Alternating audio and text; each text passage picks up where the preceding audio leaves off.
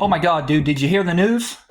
First of all, very rude to barge in like that. And second of all, no.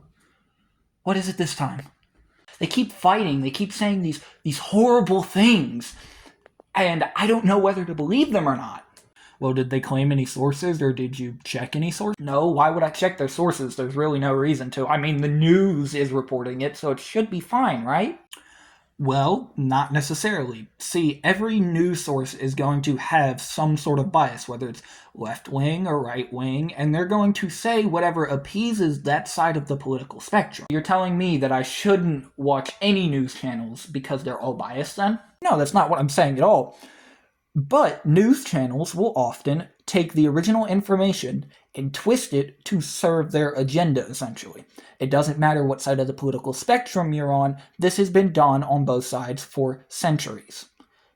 So then how am I supposed to know what's true and what's false if things like this keep happening and they keep twisting the words? That's why I was asking about sources earlier. You see, even though these news channels provide sources, these channels in and of itself are biased, so it makes sense that the sources they get their information from are going to be biased, because if they're biased, at that point, it makes it easier to send a message to the people already following you.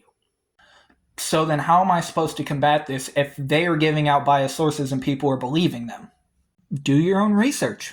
What good is doing my own research gonna do when these people are already biased and they're already talking and they're already reporting these things and they're being biased about it and not giving out the whole truth? Well, for one, it proves that you're competent, it proves that you're able to go out of your own free will, and it proves that you're able to defeat your own biases and go out and actually research instead of just taking everything you hear at face value.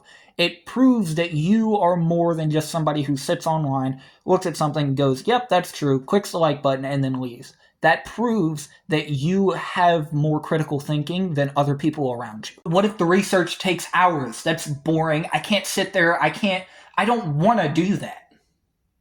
And that's the point. The research is gonna take that long. It has to take that long because you, as the person looking at this topic, need to understand and comprehend what you're actually looking at.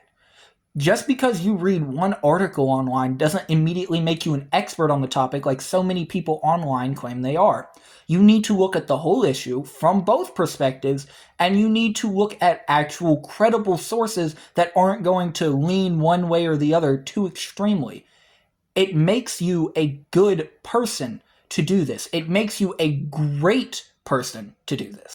So then what do I do about the news channels within my life that are already heavily biased? Do I stop watching them completely? Do I cut them out? What do I do? I would say keep watching them, because at the end of the day, a partial truth is still better than no truth at all.